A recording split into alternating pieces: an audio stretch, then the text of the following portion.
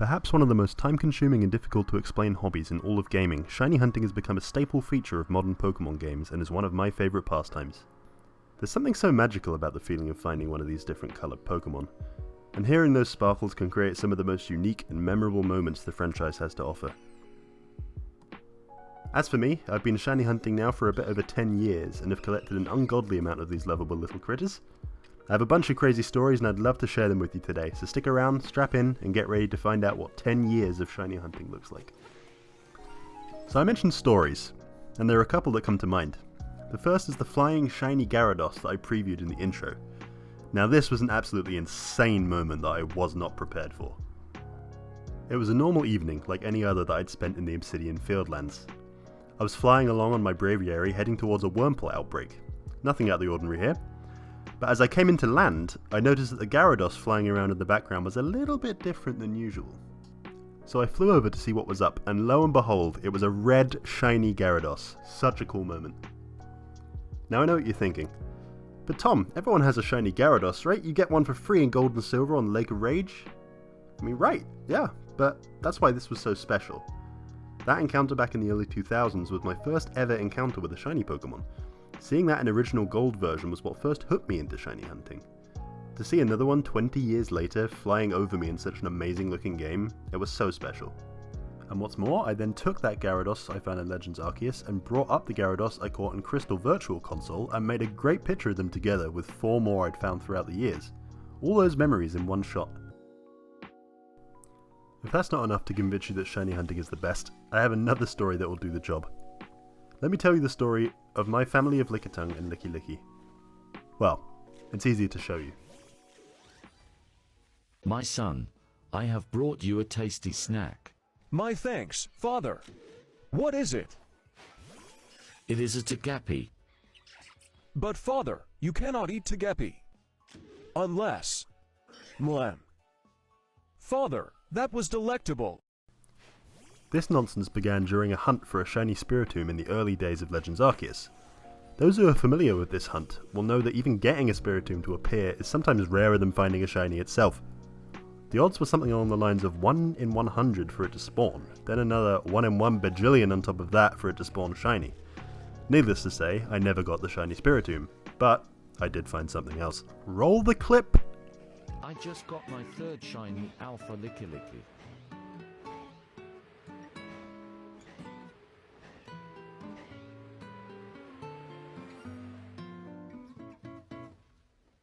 Was it necessary?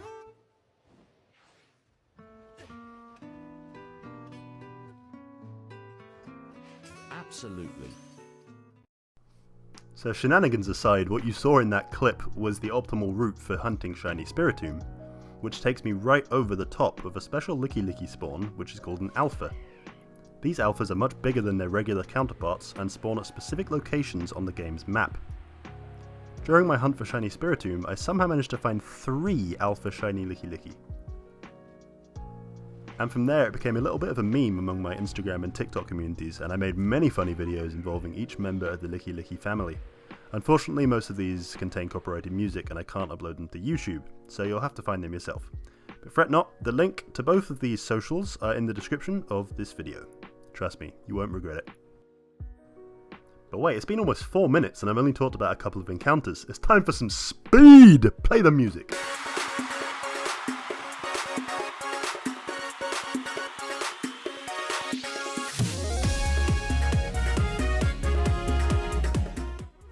So before we take a look at some of my craziest shinies, let's begin with Legends Arceus. If you played even a little bit of the game and done some mass outbreaks yourself, it's pretty likely that you've managed to pick up a couple of shiny Pokemon of your own. There's a massive selection of shinies you can capture in this game, and the inclusion of alpha spawns make it even more special. Let's start with a few of my favourites.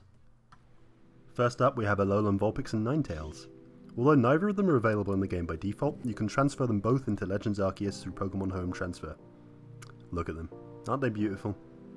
In the words of the chair of the Pokemon fan club in Vermilion City from Pokemon Fire Red, my favourite, Vulpix. It's cute, lovely, smart, plus amazing. You think so? Oh yes, it's stunning. Kindly, I love it. I hug it when I'm sleeping, warm and cuddly, spectacular, ravishing. Now actually, you know what? I think that guy might be a bit weird. I'll take that back. Alright, next up we got Hisuian Growlithe and Arcanine. I mean, what even needs to be said about these two? They're adorable. Their shiny colours match those of Cantonian Growlithe and Arcanine, so it's a nice nod back to the original games. How can you not like these two shiny Pokemon? Alright, and for the final full showcase, I thought I'd show off one of my Alpha Pokemon. As I mentioned before, Alphas are among the rarest shinies in Legends Arceus, so I couldn't do a segment on this game without showing you Alpha Lopunny. Nope, I know what you're thinking, this isn't Pokemon Smash or Pass Edition, so get your damn minds out the gutter, alright? Look, there's not much I can say here without sounding omega sussy, so let's leave it at that. Cool. Alright, we're going to rapid fire a few of my other favourites here. We got Beaver, Monkey, Fat Bastard, and Clive. And to wrap up, we're going to look at exactly how much Legends Arceus is the Shiny Hunter's Paradise. Here is every shiny Pokemon from Mass Outbreaks and Massive Mass Outbreaks, which are the game's shiny hunting methods. Enjoy.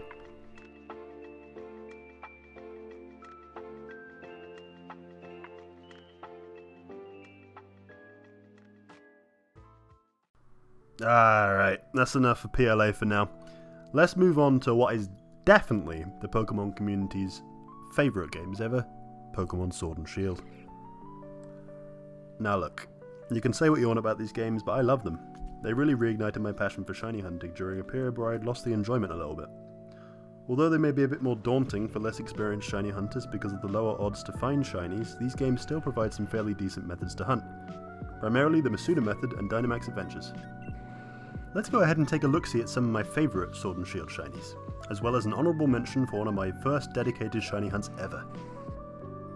First up, there's Latias and Latios, the majestic pair of airplanes from Ruby and Sapphire. I got these two in the Dynamax adventures I mentioned earlier. In DAs, you are given a rental Pokemon and tasked with clearing out a Pokemon den. Inside this den are multiple cave systems with paths that are blocked by Dynamaxed Pokemon. Dynamax is the gimmick of Sword and Shield and it makes Pokemon all big-like. To proceed, you must defeat 3 of these Dynamax Pokemon to clear a path to the final encounter of the den, which is always a legendary Pokemon. My Latias and Latios were 2 such encounters. I hunted them over many DAs, and after at least 100 of them, I finally found both shinies. You can see if you were lucky enough to find a shiny in this results screen. As luck would have it, I actually found a shiny Berserker while I was recording for this video. But enough about that, let's get back to my faves! Here's this man. He's a green man, and let's pretend I got him in a Dynamax adventure. I actually got him from Let's Go Pikachu. Generation 8 also birthed a bunch of new really cool shinies. Here are some of my favourites. We got Dragapult, a dragon ghost type who fires its babies out of a cannon on its back, because that's metal as fuck. Also, Big Fish. He's a big fish. Grimmsnarl is also very, very cool. It's a dark fairy type. Imp thing, I don't even know. It looks like the devil, but as a Pokemon, very cool. And last, but definitely not least, we have the Goon. Named so for obvious reasons, the Goon spends much of its days engaging in vandalism, and does whatever it can to earn the title of Galar's most infamous rapscallion. Honourable mention goes to Ghost, the shiny Ninetales, whom I acquired all the way back in 2013 on Pokemon Black 2. This was my first ever dedicated shiny hunt that I went into with an actual target in mind. Sure, I'd found a handful of shinies before that, but they'd always been random. This was my first ever official hunt. Speaking of Black 2, that brings me onto the 3DS era of games, and another great source of shiny Pokemon for the would-be hunter, the Pokemon X and Y Friend Safari. The rules of the Friend Safari are very simple. You add friends to your 3DS with a friend code. Each friend code corresponds to a Friend Safari, which is added to your game with every new friend. Friend. These safaris are assigned at random and designated by type. Each one has a maximum of 3 Pokemon within it, and you can hunt for them with raised shiny odds, theorized to be about 1 in 512. You can get some seriously rare Pokemon of these things. Check out some of my recent catches.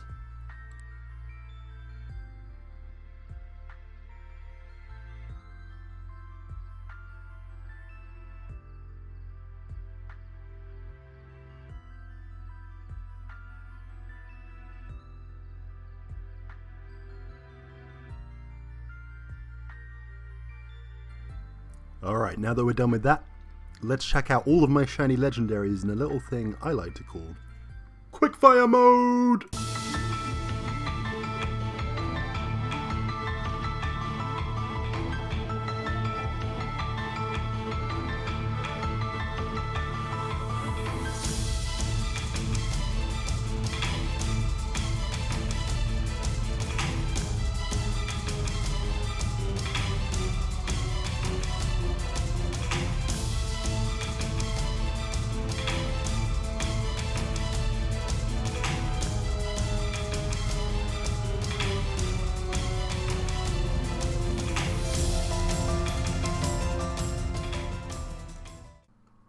So that's it.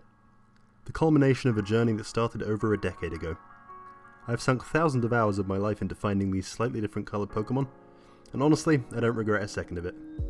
While the minute-to-minute gameplay is rarely exciting, shiny hunting allows me to slow down and stay calm in an increasingly stressful world.